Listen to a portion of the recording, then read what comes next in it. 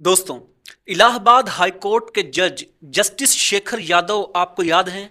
जी हां, वही जज जो एक प्रोग्राम में शामिल होकर के कुछ ऐसी बात बोल गए थे जो एक जज को तो कम से कम नहीं बोलनी चाहिए। जज के नियमों में यह लिखा रहता है कि आपको कट के रहना है, आपको आपके जजमेंट से बोलना है, ऐसे ही मुंह खोल के कुछ भी नहीं बोल देना है, मीडिया और टीवी से दूर रहना है, मंच से दूर रहना है, कलम बोले मुख ना बोले, इस तरीके की बातें जजों के लिए कही जाती हैं। लेकिन इन सारी चीजों का एकदम उल्टा करते हुए जस्टिस शेखर यादव ने एक प्रोग्राम में शामिल होकर के न सिर्फ यूनिफॉर्म सिविल कोड के हक में बोला, बल्कि इस पूरी बहस को हिंदू मुसलमान बना दिया था। उन्होंने यह तक कह दिया था कि आपके धर्म में तो आप बच्चों को सिखाते हैं, बचपन से ही आपके बच्चे पशुओं को कटते हुए देखते हैं, तो कैसे उम्मीद करते हैं कि वो शांति का और अमन का प्रतीक बनेंगे।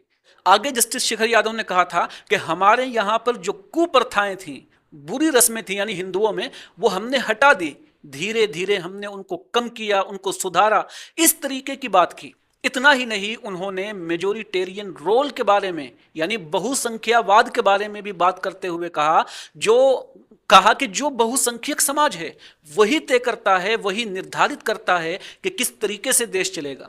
तो इस तरीके की बात करने के बाद जाहिर सी बात है, उम्मीद की जा रही थी कि कॉलेजियम कोई फैसला करेगा। सुप्रीम कोर्ट में उनकी पेशी भी हुई, सवाल पूछे गए, माना यह जा रहा था कि हो सकता है वहां कुछ कार्रवाई हो जाए, हो सकता है कि उनसे पूछा जाए कि बताइए आपका क्या कहना है इस पर, हो सकता है कि उनको इस बात का पछतावा भी होता।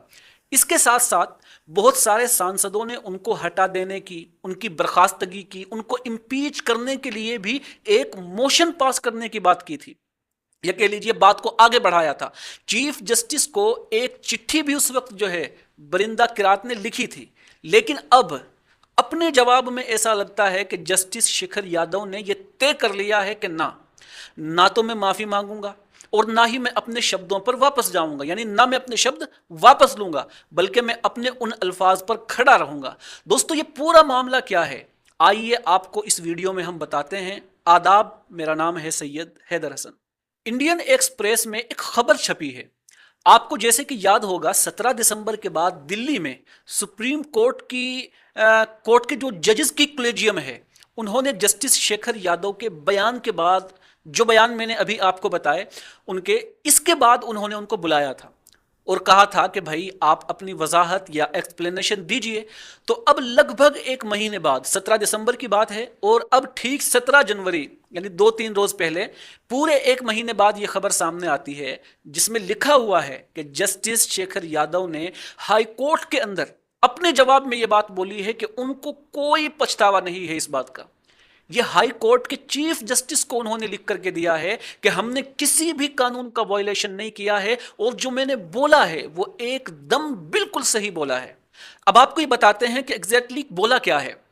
आज के इंडियन एक्सप्रेस में जो आर्टिकल छपा है, उस आर्टिकल के अंदर लिखा है कि जस्टिस यादव ने माफी मांगने से मना कर दिया और उन्होंने ये बोला कि जो मैंने स्पीच दी थी एक कार्यक्रम में, वो उनके अपने विचार थे, उनके अपने थॉट्स थे जो उन्होंने सामाजिक मुद्दों पर रखे थे, और संविधान में जो अधिकार उनके हैं उन अधिकारों को जानते हुए उन्होंने ये तमाम बयानात दिए थे।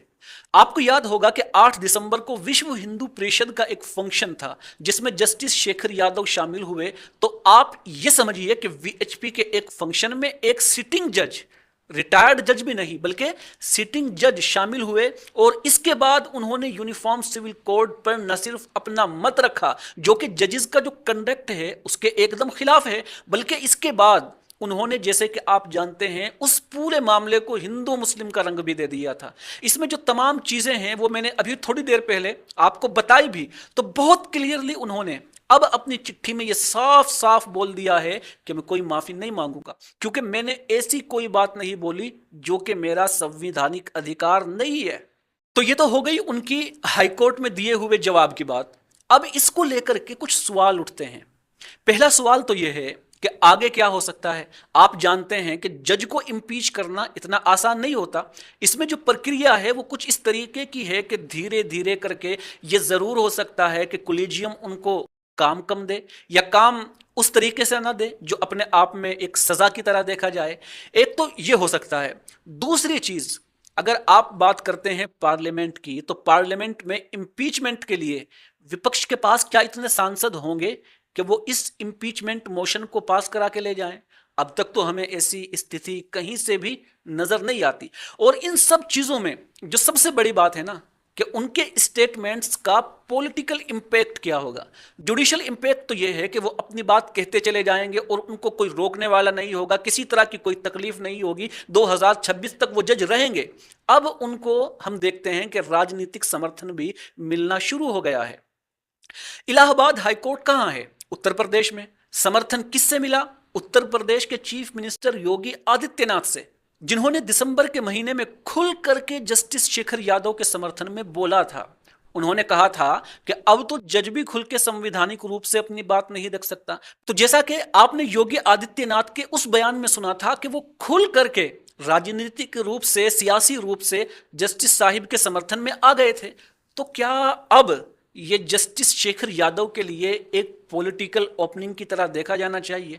जस्टिस यादव अगर फैसला करते हैं तो वो कोई पहले और अनोखे जज तो नहीं होंगे जिन्होंने राजनीति में कदम रखा हो। बंगाल का उदाहरण भी आपके पास है और भी तमाम इस तरह की मिसालें आपको मिल जाती हैं। लेकिन कानून क्या कहता है, सुप्रीम कोर्ट क्या कहता है जजेस को लेकर के? एक रोल बहुत क्लियर है कि आपकी कलम, आपकी जजमेंट बोले, आप ना बोले। उलूफनेस आपको बना के समाज से कट करके आपको रहना पड़ेगा। हर चीज में आपको अपनी टिप्पणी देने की जरूरत नहीं है। अवॉइडिंग पब्लिक डिबेट, जजेस should not express their views on political matters और पेंडिंग केसेस इन पब्लिक। यानी जजेस को सार्वजनिक और अवामी बहस से बचना चाहिए और उन्हें सियासी मामलों या लंबित पड़े मामलों पर अपने ख्यालात का इजहार नहीं करना चाहिए। आप जानते हैं यूनिफॉर्म सिविल कोड एक पेंडिंग मैटर है, इस पर जस्टिस साहब ने अपनी टिप्पणी दी थी। ये बहुत क्लियरली कहता है कि आप नहीं दे सकते। अवॉइडिंग मीडिया इंटरव्यूज, जज should not go interviews media. यहां तो स्पीच से, मंच से उन्होंने अपना मत रखा है जस्टिस साहिब ने। Avoiding gifts and hospitality, avoiding trade and business, avoiding social media life, social life. अब यहां तो बड़ी थ्राइविंग सोशल लाइफ है, वीएचपी के इवेंट में वो दिखाई दे रहे हैं। अवॉइडिंग फ्रेंडशिप विद लॉयर्स, वो हैं या नहीं मैं नहीं जानता, लेकिन इन सब पैमानों पर जस्टिस शेखर यादव का यह मानना है खुद के लिए कि कॉलेजियम को या फिर इलाहाबाद हाई कोर्ट के चीफ जस्टिस को वो सीधे सीधे तौर पर यह बताएं कि मैंने कुछ गलत नहीं किया, मैं माफी नहीं मांगूंगा। अब देखना यह है कि सुप्रीम कोर्ट की कॉलेजियम इस पर क्या फैसला लेती है। दोस्तों, आज की वीडियो में फिलहाल इतना ही। हम फिर मिलेंगे किसी और मुद्दे के साथ, तब तक के लिए इजाजत।